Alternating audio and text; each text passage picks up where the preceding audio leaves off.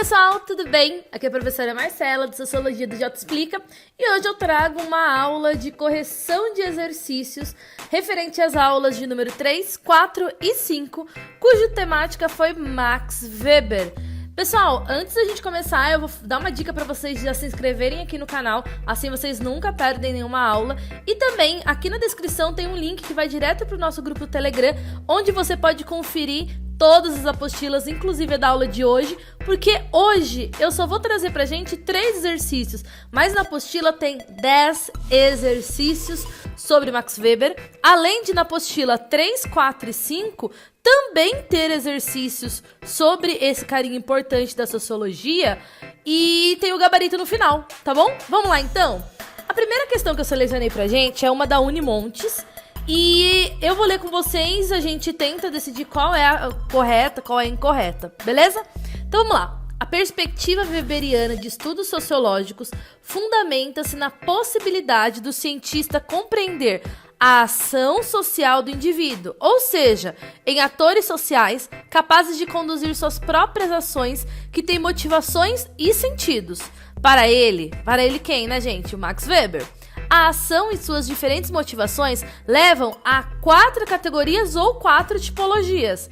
Ele quer que você assinale as colunas correspondentes às características de cada uma. Então a gente tem o número 1, ação social racional em relação aos fins.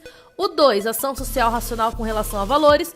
O 3, ação social tradicional. E o 4, ação social afetiva. E aí a gente tem que encaixar nesses 4 parênteses qual é qual. Então o primeiro parênteses aí diz: o agente tem motivações e inspirações imediatas, como, por exemplo, medo, ódio ou entusiasmo. Pessoal, medo, ódio, entusiasmo, amor são sentimentos, não são? Então, qual será o tipo de ação social? Nesse momento, o próprio nome já diz.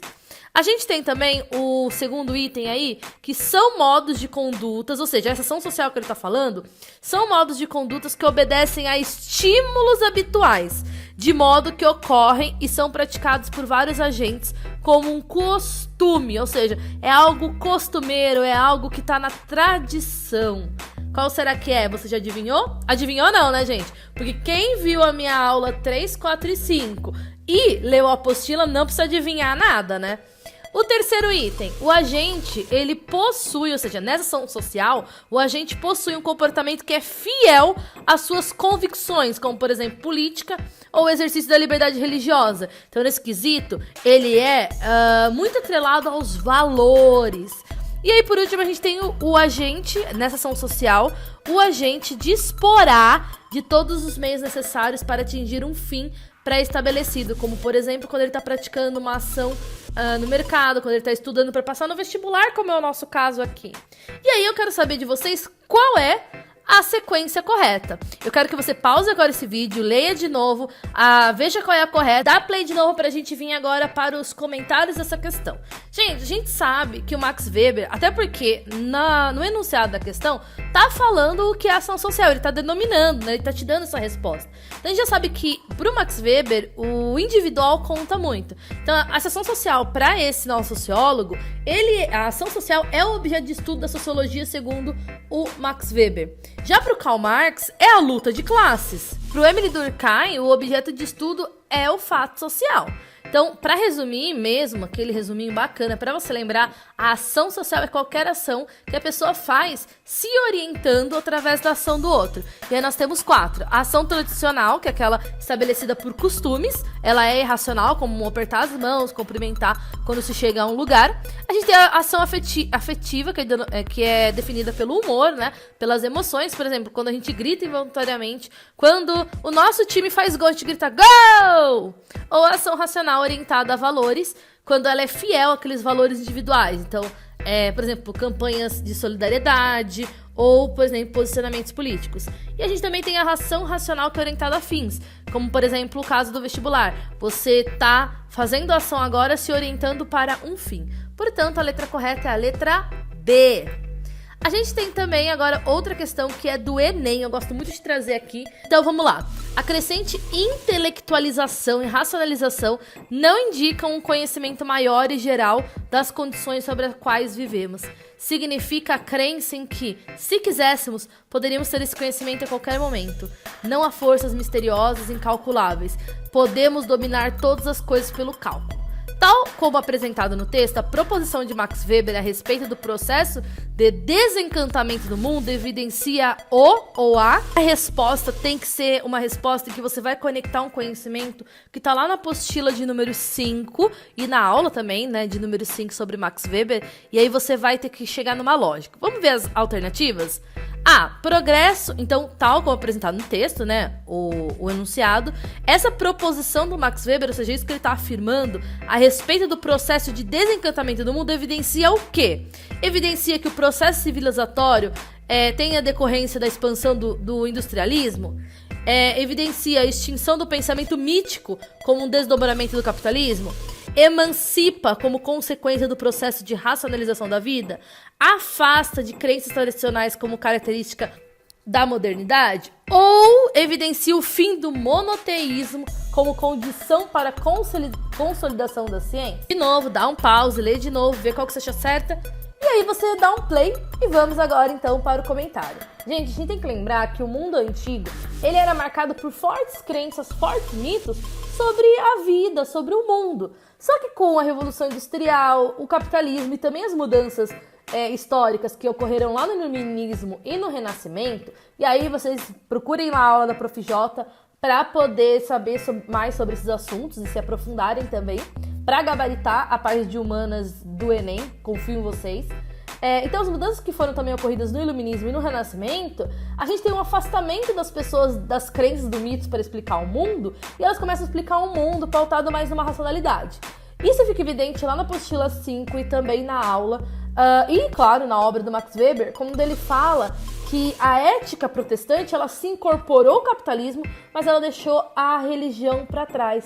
Então, a modernidade, ela trouxe esse processo de secularização, que nada mais é do que a gente perder o foco central da vida na religião, tá? Então, o que começou ali, no caso aqui do Max Weber, como uma forma de difundir a palavra de Deus, deu lugar a uma ética de trabalho que hoje é essencial para a proliferação do capitalismo, tá? E conforme o capitalismo foi se desenvolvendo, essa religião, ela diminuiu o poder. Então, com esse dado, você consegue pensar que a letra D é a correta, ou seja, um afastamento dessas crenças tradicionais é uma característica da modernidade. Então, a vida religiosa, ela para de ser o foco.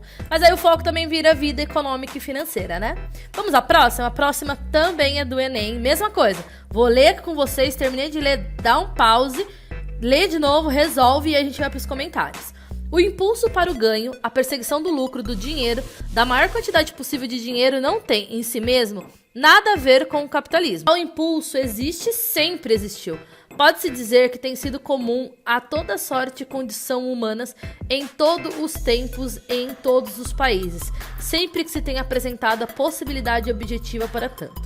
O capitalismo, porém, identifica-se como a busca do lucro sempre renovado por meio da empresa permanentemente capitalista e racional. Sim, deve ser. Numa ordem completamente capitalista da sociedade, uma empresa individual que não tirasse vantagem das oportunidades de obter lucros estaria condenada à extinção. Então, o capitalismo moderno, segundo Max Weber, que está explícito aí nesse enunciado, apresenta como característica fundamental o que do capitalismo? Letra A competitividade decorrente da acumulação de capital. B. A implementação da flexibilidade produtiva e comercial. C. Ação calculada e planejada para obter rentabilidade. D. Socialização das condições de produção. Ou E. Mercantilização da força de trabalho.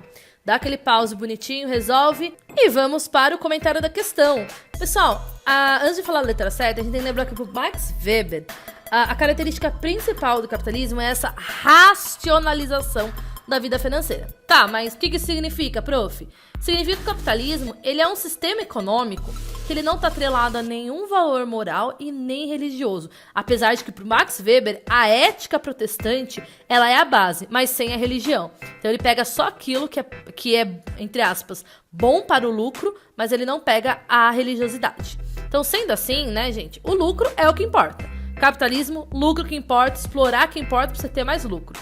Então, a racionalização, ela reduz a sociedade a uma lógica racional. A racionalização é um processo em que as ações sociais, elas passam a se basear somente em eficiência e não mais em moral, emoção, costume ou tradição. Por isso que a letra C está correta. Ação calculada e planejada para obter rentabilidade. Nem que isso seja fazer com que as pessoas sejam racionais 100% e abandonem algumas outras características. Tá bom? Muito obrigada por vocês ouvirem aqui e até a próxima!